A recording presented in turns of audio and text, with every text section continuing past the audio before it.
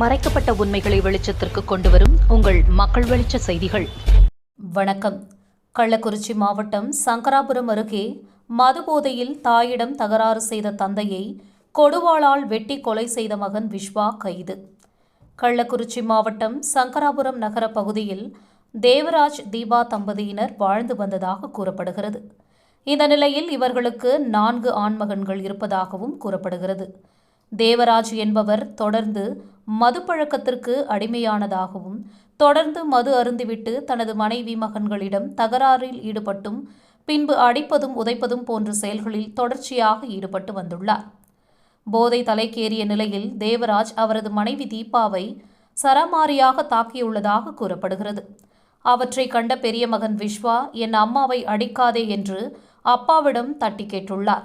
அதற்கு விஸ்வாவையும் அவர் தாக்கியுள்ளதாகவும் சொல்லப்படுகிறது. இதனால் ஆத்திரமடைந்த விஸ்வா அப்பா தேவராஜ் மதுபோதையில் உறங்கிக் கொண்டிருக்கும் பொழுது வீட்டில் வைத்திருந்த கொடுவாலை எடுத்து அப்பா தேவராஜின் தலையை வெட்டியதாக சொல்லப்படுகிறது. இதனை கண்ட தேவராஜின் 2வது மகன் முரளி மற்றும் 3வது மகன் தனுஷ், இளைய மகன் தினேஷ் இரத்த வெள்ளத்தில் கிடந்த அப்பா தேவராஜை மீட்டு முதலுதவி சிகிச்சைக்காக சங்கராபுரம் அரசு மருத்துவமனையில் அனுமதித்த நிலையில் பின்பு மேல் சிகிச்சைக்காக சேலம் அரசு மருத்துவமனைக்கு சிகிச்சைக்காக அனுமதித்துள்ளனர்.